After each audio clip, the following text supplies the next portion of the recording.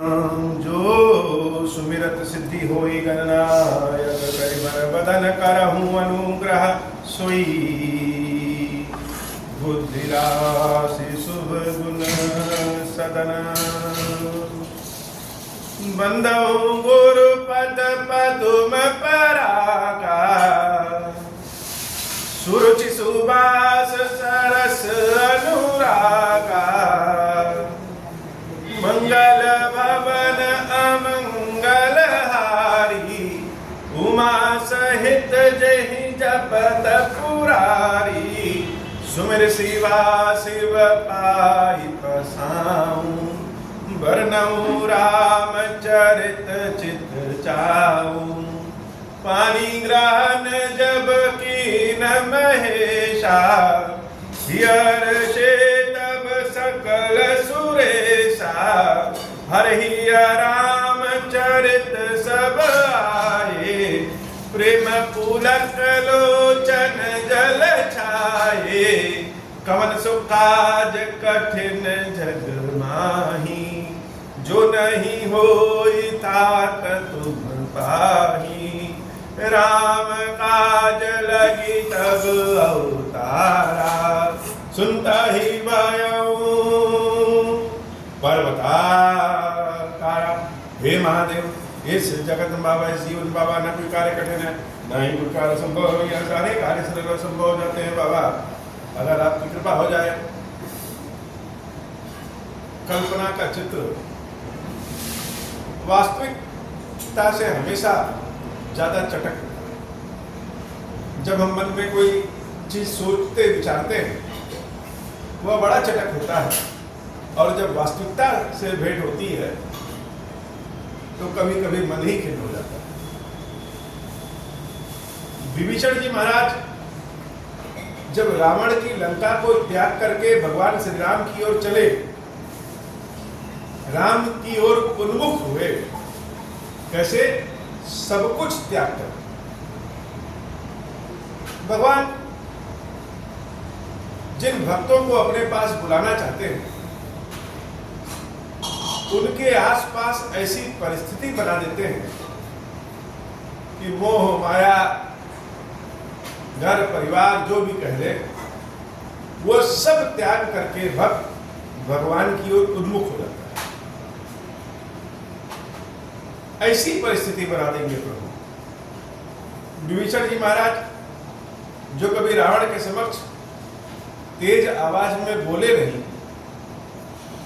वह रावण की सभा को कह रहे हैं कि काल बस तोरे, ये पूरी सभा तुम्हारी काल के बस में है और मैं चला रघुवीर की शरण में, मुझे दोष मत देना। और जैसे ही कहे कि मैं चला रघुवीर की शरण में, शरण कहते ही विभीषण जी के मन में अनेक तरह की भावनाएं आने लगी कि प्रभु श्री राम से जब मिलेंगे तो कैसे मिलेंगे। भगवान के चरणों का दर्शन होगा। किन चरणों का दर्शन होगा? उन चरणों का दर्शन होगा जिनके रज धूल पाकर के अहिल्याबाई तर गई, देवी जानकी जिनके चरणों को अपने हृदय में हमेशा रखी रहती है, और तो और भगवान शंकर जिनके चरणों को अपने मस्तक पर त्रिकुंड बना करके धारण कर लिए हैं, ऐसे चरणों का दर्शन। तो जिस चरणों का दर्शन जानकी मैया, जिन चरणों का दर्शन भगवान शंकर आदि करना चाहते हैं, उन्हीं चरणों का दर्शन हमें होगा। अर्थात हम भी भगवान शंकर की लाइन में तो लग गए। बड़ी सुंदर सुंदर कल्पनाएं विभीषण जी महाराज सोचते आ रहे हैं, ऐसे मिलेंगे वैसे मिलेंगे, ये कहेंगे वो कहेंगे। लेकिन जब वास्तविकता से पाला पड़ा, भगवान का इस समय जहां पे वास है वहां पे आए, हमारे कर्म कभी हमारा पीछा नहीं छोड़ते। यह बड़ी बात है। कभी कभार हम लोग चाहें कि चलो अच्छा काम करते हैं, दया करते हैं, धर्मात्मा बन जाएं, लेकिन जो पूर्ववर्ती कर्म है कहीं भी चले जाइए वो पीछा नहीं छोड़ेगा। अब वो चाहे अच्छे कर्म हो चाहे बुरे कर्म हो। विभीषण जी महाराज जब राम जी की शरण में आए, भगवान से मिलने की कल्पनाएं कर रहे हैं, उसी समय द्वारपालों से उनका वास्तविकता पाला पड़ गया। सारे द्वारपालों ने क्या देखा, यह तो कोई राक्षस लगता है, यह तो रावण का भाई राक्षस है। अब जब राक्षस आया है तो द्वारपाल सब जाकर के अपने राजा सुग्रीव जी महाराज से बताते हैं। सुग्रीव जी महाराज प्रभु श्री राम से बताते हैं और प्रभु श्री राम स्वयं पूछ देते हैं कि अगर रावण का भाई आया है तो हमें क्या करना चाहिए। सुग्रीव जी महाराज भगवान से उत्तम नीति का वर्णन करते हैं। हे नाथ, इन राक्षसों का कोई भरोसा नहीं, ये कब कौन सा वेश बना के आ जाए, इनकी माया कोई जान नहीं पाया। ये आएंगे तो बड़ी दीनहीन अवस्था में, लेकिन मन में इनके विचार हमेशा चलता रहता है। इसलिए हम सबको सावधान रहने की आवश्यकता है। हमें तो लगता है कि यह रावण का भाई या हमारी सेना की व्यवस्था, हमारे युद्ध के तरीके की व्यवस्था सब कुछ जानने आया है। प्रभु पूछते हैं कि क्या करना चाहिए। सुग्रीव जी महाराज कहते हैं इसको बांध करके रख लेना चाहिए। भगवान कहते हैं यह उत्तम विचार है। नीति के अनुसार तो तुमने एकदम सही कहा सुग्रीव, लेकिन एक सिद्धांत हमारा भी है, एक नीति हमारी भी है। और वह सिद्धांत क्या है? कोटि विप्र पद लागहि जाओ। सबसे घृणित कार्य किसी ब्राह्मण की हत्या करना। और अगर कोई व्यक्ति हजारों करोड़ों ब्राह्मण की भी हत्या करके मेरी शरण में आ जाए तो भी हम उसको अपनी शरण से बाहर नहीं जाने देंगे। शरणागत कहूं ये सजनी निज अनहित अनुमान। शरण में आए हुए व्यक्ति का अगर कोई त्याग अपना लाभ और नुकसान सोच करके करता है तो ऐसे व्यक्ति का मुख देखना भी पाप होता है।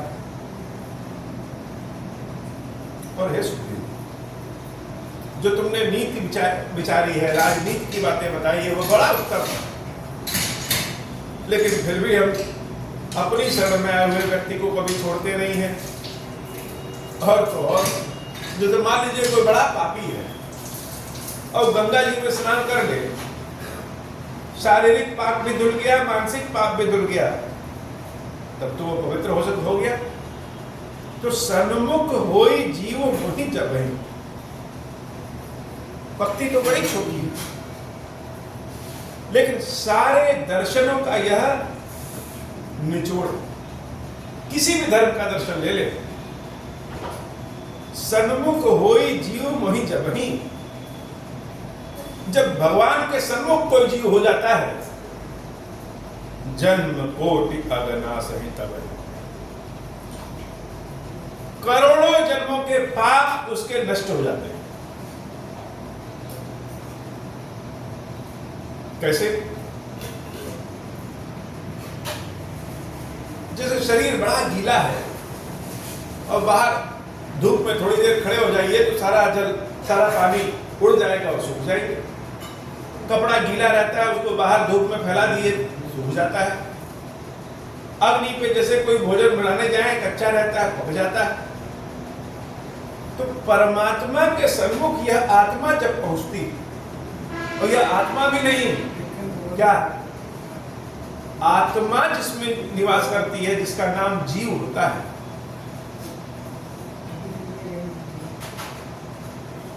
यह जीव जब परमात्मा के सन्मुख पहुंचता है, चाहे जितना भी पापी हो, उसका पाप उड़ जाता है। जैसे गीले वस्त्र धूप में सूख जाते हैं, वैसे उसका पाप नष्ट हो जाता है। अब यह जीव परमात्मा के सन्मुख तो जाता नहीं है, परमात्मा के सन्मुख जाने का मतलब जैसे हम स्वयं को अपने आईने के सामने खड़े हो जाए और देखें, तो जिसकी भाग्य अच्छे हो, जिनके कर्म अच्छे हो, जिन पे प्रभु की कृपा हो, वही तो परमात्मा के सन्मुख जा सकता है। ये जो जीव हमारे भीतर, ये जो हमारा शरीर है, जीव से जीवन, आत्मा और जीव में अंतर होता है। जन्म बार बार जीव का होता है। जैसे लोग कहते हैं ना कि आत्मा को तो न काटा जा सकता है, न मारा जा सकता है, न जलाया जा सकता है, तो ये नरक के भोग कौन भोगता है? शरीर तो यही समाप्त हो गई, तो क्या आत्मा भोगती? इस शरीर के भीतर भी एक सूक्ष्म शरीर होता है जो जीव के रूप में होता है। यही जीव हर बार जन्म लेता है और पाप पुण्य का भागी होता है। तो यह बात स्वयं प्रभु श्री राम सबके सामने कह रहे हैं, सन्मुख हो जीव मोहि जब। मेरे समक्ष कोई आए तो आना ही नहीं चाहता है बाबा। हम सब ढकोर शंकी की तरह आपके सन्मुख हैं। आपके सन्मुख आते हैं तो किस लिए? फायदा के लिए, लालच के लिए।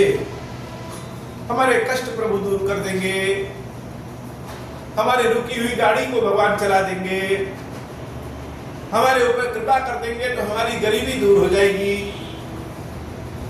इस तरह के जितने भी फायदे होते हैं, उन फायदों के लिए हम प्रभु के सन्मुख आएंगे और बड़े ज्ञानी हो जाएंगे। ज्ञान बताएगा कि यह माया मिथ्या है और ब्रह्म ही सत्य है, तब हम प्रभु के सन्मुख जाएंगे। बारंबार आपसे यही मांगते हैं कि बाबा कृपा करिए, कामना पूर्ण करिए। यह जब मुख से निकलता है कि प्रभु अपनी सेवा भक्ति प्रदान करिए, उसमें भी आंतरिक रूप से यह छिपा होता है कि सेवा भक्ति तो प्रदान करिए, लेकिन ऐसा सामर्थ्य बनाइए कि कहीं झुकना न पड़े। तो परमात्मा के सन्मुख जीव हो जाए यह आसान काम तो नहीं। निर्विकार रूप से भगवान के समक्ष पहुंचे, जहां कोई प्रश्न ही ना हो, जहां कोई इच्छा ही ना हो। और इच्छा क्या?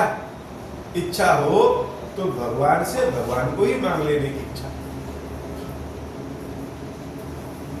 मनु जी महाराज शत्रुपा देवी के समक्ष जब वाणी स्वरूप में भगवान प्रकट हुए और कहते हैं कि किस स्वरूप का दर्शन चाहते हो? मनु जी महाराज कहते हैं कि हे नाथ, उस स्वरूप का दर्शन चाहते हैं जो स्वरूप भगवान शंकर के मन में है। और सीताराम के स्वरूप में प्रभु मनु जी महाराज को दर्शन देते हैं। और भगवान जब कहते हैं कि मांगो तो क्या मांगना है, राजा मनु थोड़ी देर के लिए किंग कर्तव्य विभुड़ हो गए कि भगवान कह रहे हैं कि मांगो।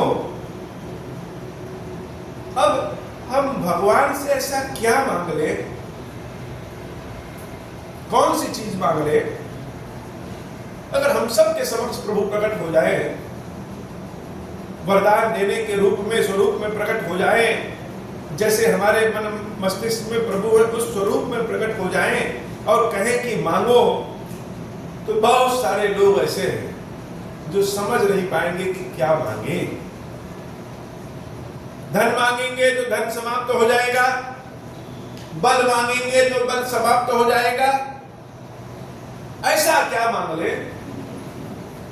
तब राजा मनु के मन में आया कि क्यों ना भगवान से भगवान को ही मांग लो। जो भगवान हमारे समक्ष खड़े हैं और कह रहे हैं मांगो, उन भगवान को ही हम मांग ले, इसे जेब में रख ले। जब हमारी मांगने की इच्छा हो भगवान को निकाल के हर बार मांग ले। तो भगवान से भगवान को ही मांग लेने की शक्ति जब आ जाए, भगवान से भगवान को ही मांग लेने की इच्छा जब आ जाए, तब समझ लीजिए कि यह जीव भगवान के सन्मुख हो गया है। सन्मुख होई जीव मोहि जबहि, जन्म कोटि अगनासहि तबहि। पाप वंत कर सहज सुभाव, पापियों का सहज स्वभाव क्या होगा? जैसे भूत पिशाच निकट नहीं आवे, कहा महावीर जब नाम सुनावे। हनुमान जी के समक्ष तो भूत पिशाच निकट नहीं आएंगे, और अगर निकट आएंगे भी तो वो भूत पिशाच वाला काम नहीं करेंगे। तुलसी बाबा को तो हनुमान जी महाराज का पता एक भूत ने ही बताया। तो पापियों का सहज स्वभाव है कि उनके मन में, उनके हृदय में, उनके विचार में, उनकी वाणी में भगवान का भजन ही नहीं आता। भजन का मतलब जो भज ले, जैसे लस्सी को हम मथ देते हैं एकदम, वैसे ही जो हमारा मन मस्तिष्क है वह भगवान के नाम में, भगवान की यश कीर्ति गाथा में हम अपने मन मस्तिष्क को भज लें।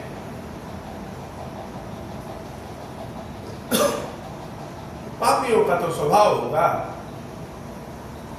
कि उनका मन पापवंत कर सहज स्वभाव, भजन मोर कही भाव न खाओ। उनका मन मेरे भजन में नहीं लगेगा। भगवान कितने दयालु हैं।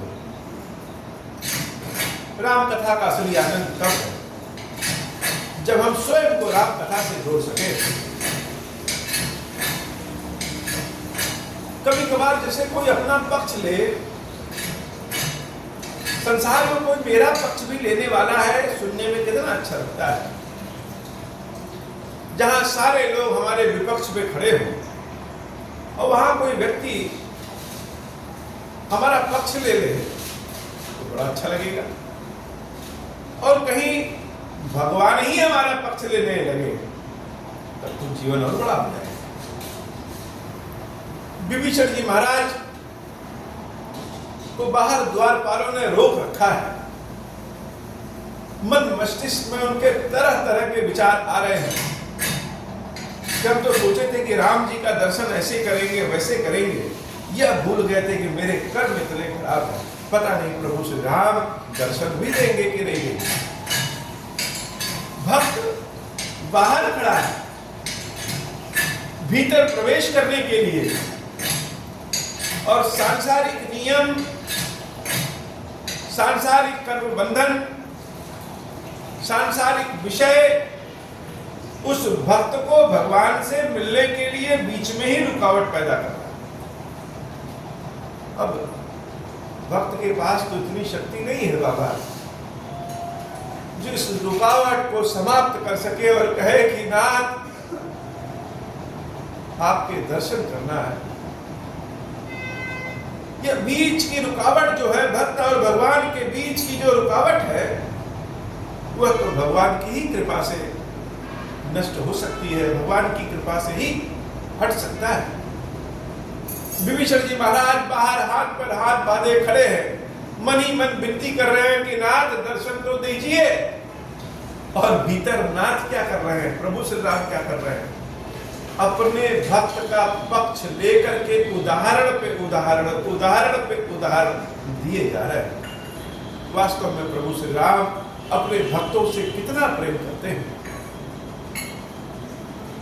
कि अपनों को समझा रहे हैं। उन राम को समझाने की आवश्यकता नहीं, राम को तो सिर्फ आदेश देने की आवश्यकता है।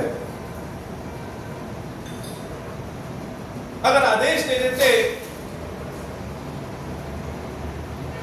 कि जाओ विभीषण को लेकर के आओ, तो कोई उनके आदेश को तो पलटता नहीं, सब मानते, कोई प्रश्न भी नहीं करता। लेकिन भगवान यहां तर्क दे रहे हैं, विचार दे रहे हैं कि पापवंत कर सहज स्वभाव। पापियों का स्वभाव होता है कि वह मेरे सन्मुख नहीं आते। ठीक है विभीषण राक्षस है, ठीक है विभीषण रावण का भाई है, लेकिन मेरे सन्मुख आया है, इसका मतलब कि पापी नहीं है। जब मैं दुष्ट हृदय सोई हुई, मोरे सन्मुख आव की सोई। अगर दुष्ट हृदय का होता तो मेरे सन्मुख तो नहीं आता।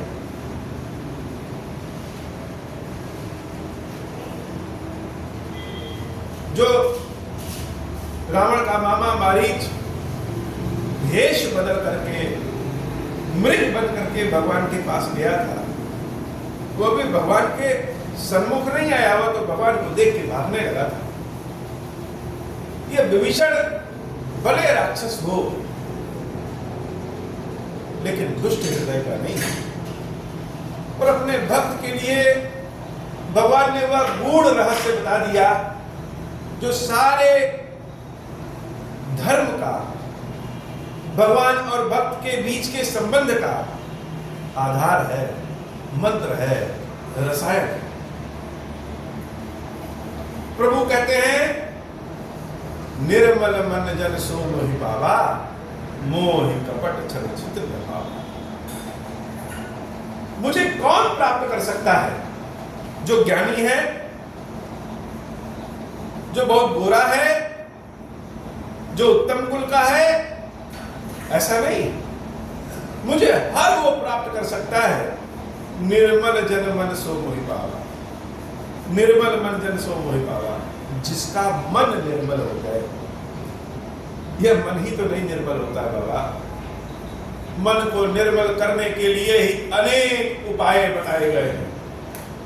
तीर्थाटन, तीर्थ स्नान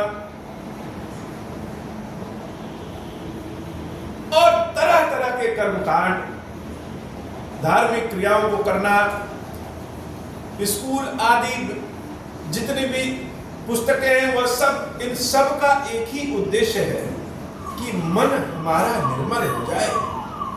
लेकिन मन तो निर्मल नहीं होता, मन में तो छल कपट दम आदि भरा पड़ा है।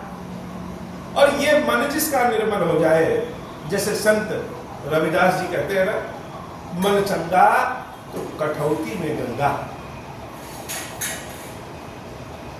कोई मिथ्या नहीं कहते, कठौती में गंगा है, लेकिन किसके लिए? जिसका मन चंगा हो जाए। संत रैदास के लिए है, सबके लिए नहीं। अरे सबका मन चंगा कहां हो पाता है? और मन चंगा हो जाए तभी राम की भक्ति मिलती है। जिसका मन चंगा नहीं हुआ, वह चाहे कितना भी ज्ञानी धनी क्यों ना हो, प्रभु की भक्ति नहीं मिलती। इसीलिए तो सब भगवान शंकर की भक्ति करते हैं। भगवान शंकर की शरण में आने से, भगवान शंकर की भक्ति प्राप्त करने से मन चंगा हो जाता है, और मन चंगा हो जाएगा तो राम जी की भक्ति प्राप्त हो जाएगी। शंकर जी की भक्ति का जो सबसे विशेष फल है वह राम जी की भक्ति। प्रभु कहते हैं निर्मल मन जन सो मोहि पावा। जिसका मन निर्मल है वही मुझे पाएगा। और इस विभीषण के हृदय में कोई छल कपट नहीं है, इसका मन बड़ा निर्मल है। हे सुग्रीव, अगर तुम कहते हो कि हमारे भेद लेने आया है, रावण ने इसको भेजा है कि जाकर के राम की सेना का भेद ले लो। अगर यह भेद भी लेने आया है तो भी कोई भय नहीं। भेद भेद पटवा द सीसा, तब न कछु भय हानि कबीसा। तो भी कोई भय नहीं। क्यों भय नहीं? जग महु सखा निशाचर जेते, लक्ष्मण हनई निमिष महु देते। बड़ी दुर्लभ बात है। इस संसार में जितने भी राक्षस हैं, उन सारे राक्षसों का अकेले लक्ष्मण जी ही वध कर सकते हैं। तो अगर भेद भी ले लेगा तो क्या भय? कोई भय नहीं।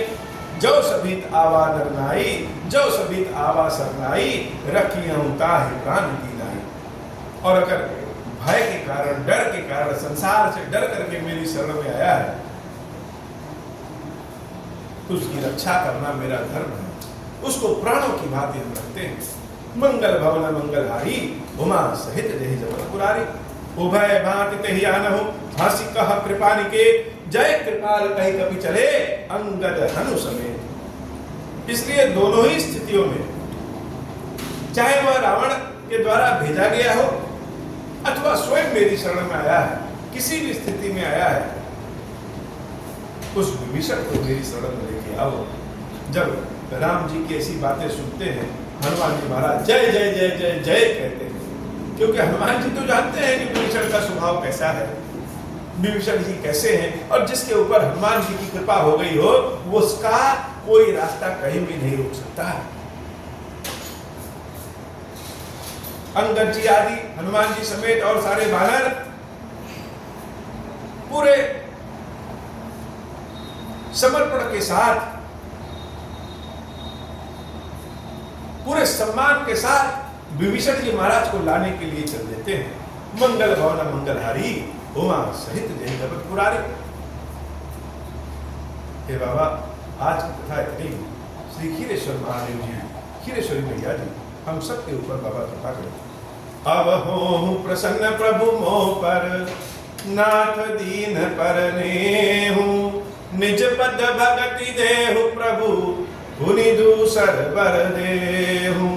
तब मायावश जीव जड़, संतत फिरहि भुलाना, हम पर क्रोध न करिय प्रभु, कृपा सिंधु भगवान। शंकर दीन दयाल, अब हम पर हो कृपाल, साप अनुग्रह होई जहि वृद्ध, नाथ छोड़हि काल। दीन दयाल विरुद्ध संभारी, हरहु नाथ मम संकट भारी। जय विधि होई नाथ हित मोरा, करहु सुवेगी जानि दास मैं तोरा। राम राज बैठे त्रैलोका, हर्षित भय गए सब सूखा। जे सका नर सुनहि जगावहि, सुख संपत्ति नाना विधि पावहि। जो इच्छा करी हूँ मन माही, हरि प्रसाद कछु दुर्लभ नाही। मंगल भवन अमंगल हारी, उमा सहित जहि जपत पुरारी। मंगल भवन अमंगल हारी, उमा सहित जहि जपत पुरारी। बोले श्री खीरेश्वर महादेव जी, खीरेश्वरी मैया जी की सदा ही जय हो।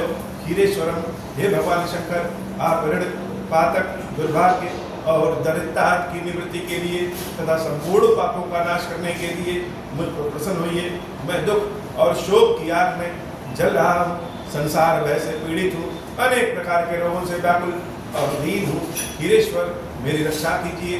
देव देवेश्वर, सबको निर्भय कर देने वाले महादेव जी, मेरी इसकी हुई पूजा को पार्वती जी के साथ ग्रहण कीजिए। मेरा मंगल करिए। महादेव शंभु महादेव, शंभु महादेव, शिव शंभु। ओम श्री राम।